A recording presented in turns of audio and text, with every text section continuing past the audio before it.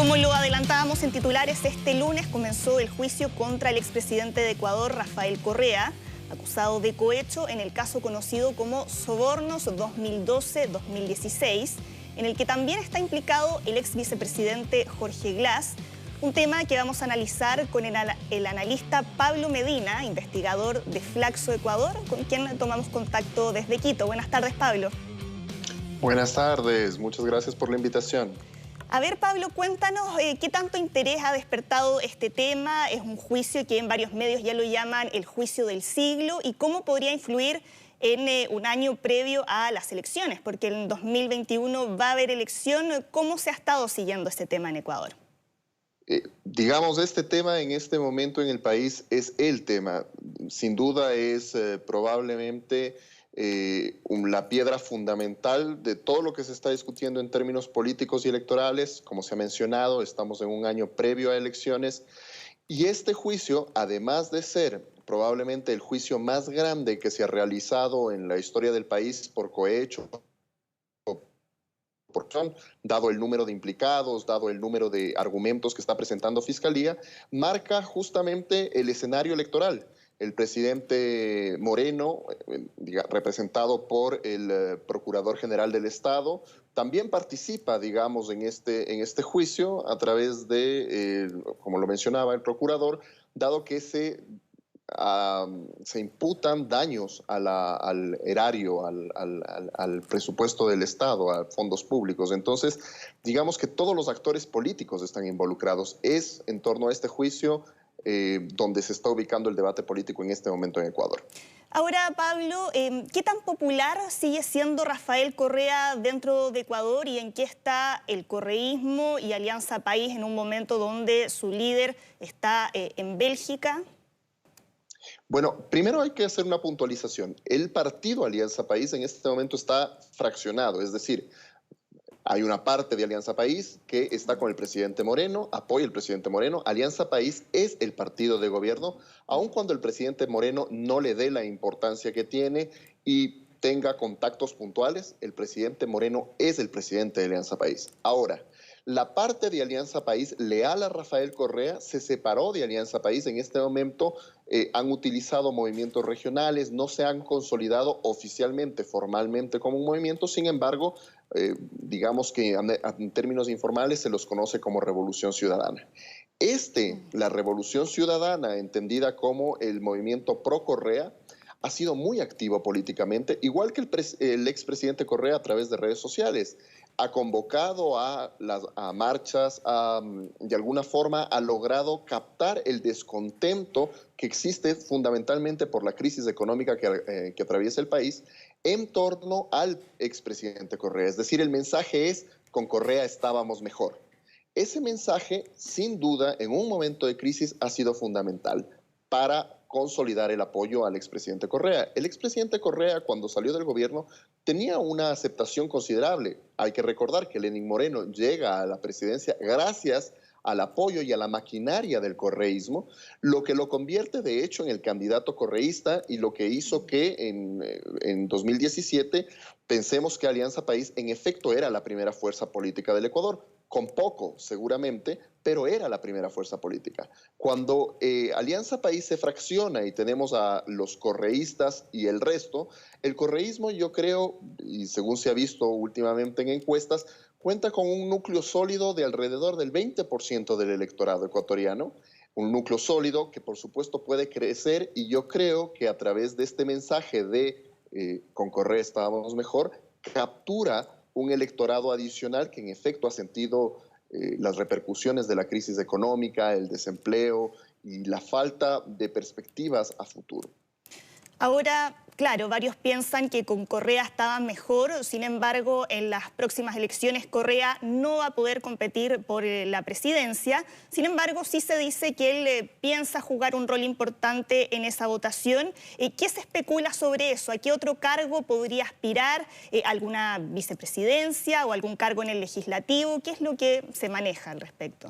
Se especulan en efecto esos dos escenarios: el escenario de que el expresidente Correa se presente como vicepresidente, esto sobre todo yo creo que inspirado en el caso argentino. Sin embargo, yo pienso que un cargo mucho más probable sería el que se presente como legislador nacional liderando la lista de asambleístas para las próximas elecciones. Esto, si es que logra consolidar un apoyo importante, le permitiría, entre otras cosas, dirigir el legislativo. Dirigir el legislativo es fundamental porque también condicionaría a cualquiera que sea el próximo presidente. El endoso del voto, es decir, cuando el líder dice voten por tal o cual persona, no estoy yo, pero voten por tal o cual persona, eh, en general es poco confiable y en el Ecuador ha sido particularmente desastroso. Es decir, casi nunca ha funcionado. Sin embargo, hay que recordar que el expresidente Correa ha sido una excepción en el Ecuador en muchos sentidos, en el sentido de estabilidad que tuvo política durante 10 años. Entonces, yo no daría por sentado que su endoso no va a funcionar, sobre todo porque yo creo que ha capitalizado bien el discurso de que con Correa estábamos mejor y creo que el presidente Moreno no ha logrado dar señales claras de hacia dónde va el país, sobre todo en términos económicos. No podemos dejar de recordar que en octubre del año pasado tuvimos una fuerte crisis que estuvo muy cerca de costarle el puesto al presidente Moreno. La derecha, por otra parte, está fraccionada, no llegan a acuerdos claros, no terminan de tener candidatos presentes y hay un centro político absolutamente vacío. Es decir, hoy en día, ante esta fraccionalización, el expresidente Correa y su movimiento, con un 20%, perfectamente podrían pasar a una segunda vuelta y pelearla en una segunda vuelta pensando en elecciones presidenciales. Y ahí, Pablo, ¿qué figura sería la mejor perfilada para ser el candidato de Revolución Ciudadana? Había elegido en la elección pasada a Lenín Moreno, ya sabemos cómo terminó esa historia, pero ahora, ¿a quién se estaría perfilando para competir como presidente por el correísmo?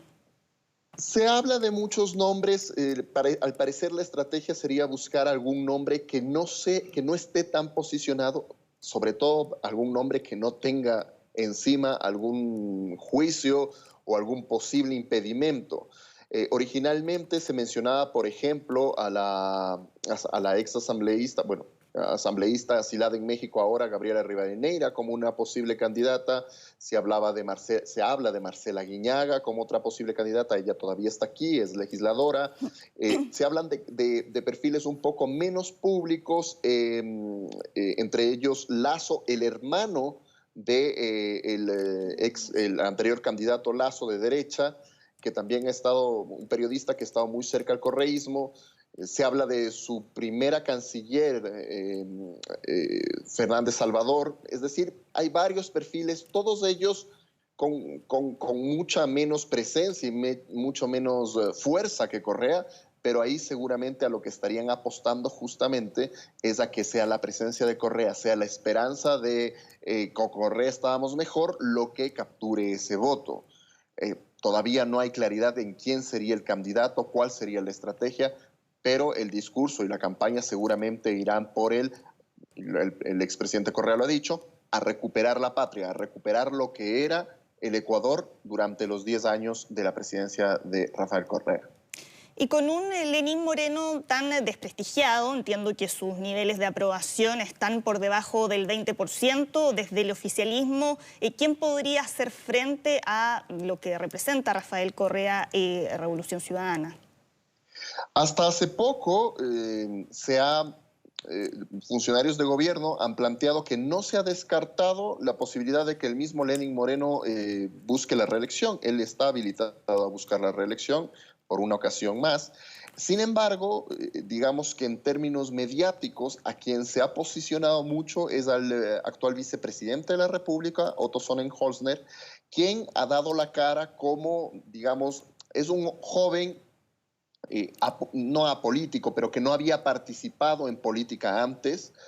Por lo tanto, es difícil de imputarle cargos, imputarles mala administración, errores políticos previos, proveniente de la costa. Es decir, es un perfil interesante desde el punto de vista incluso del marketing político. Es un candidato que se podría posicionar. Ahora, carga con la administración de Moreno, y la administración de Moreno, como se ha mencionado, no tiene la mejor de las popularidades en este momento. Sin embargo, el vicepresidente ha procurado, por ejemplo, alejarse de todo lo que tiene que ver con la crisis de octubre del año pasado, sobre todo de todas las acusaciones que existen sobre abuso de fuerza, represión indebida de las manifestaciones. El vicepresidente ha buscado tomar distancia de eso, dejar que de eso se encarguen los ministros de defensa o la ministra de gobierno. Entonces él sería quizá una figura que se está trabajando como potencialmente un candidato si es que el actual presidente Moreno no busca la reelección. Tú mencionabas también, Pablo, que después de la crisis que se dio en octubre del año pasado, Lenín Moreno no ha dado muchas señales de hacia dónde va el país.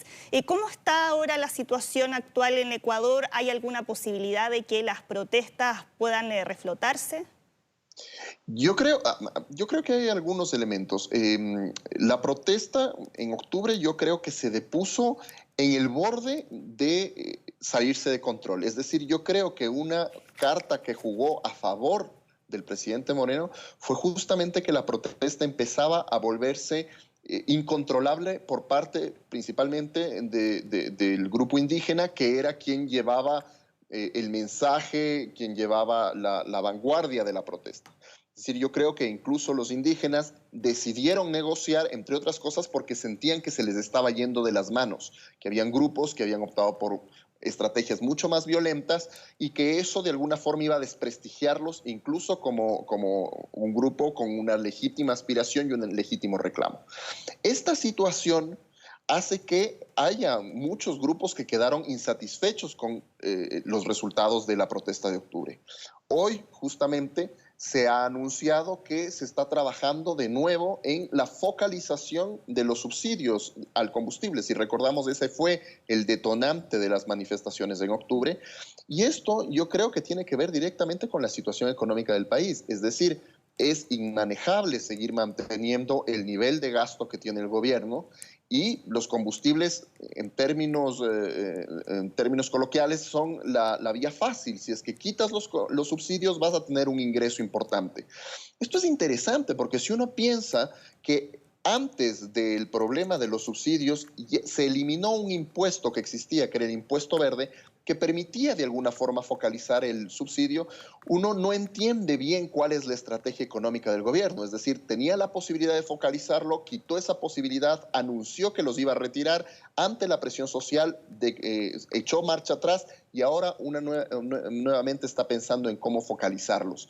Es decir, es de este tipo de cosas las que nos hace sentir que no hay una clara visión de hacia dónde está yendo el país, y genera justamente la caída de popularidad del gobierno. Pablo, y por último, volviendo al tema del juicio contra Rafael Correa, el expresidente suele decir que esto es una caza de brujas, que lo que se busca es poder afectar sus intenciones políticas. Dice que es un juicio que está politizado. ¿Están las condiciones para que todo ese proceso se desarrolle de manera imparcial? A ver, yo creo que aquí hay problemas problemas de comunicación y problemas serios con respecto a un antecedente que es el primer juicio que se hace contra Rafael Correa. Rafael Correa en este momento tiene una orden de captura aquí en el Ecuador por haber violado medidas cautelares en un juicio previo que está suspendido porque no se puede realizar en ausencia del acusado, que es Rafael Correa.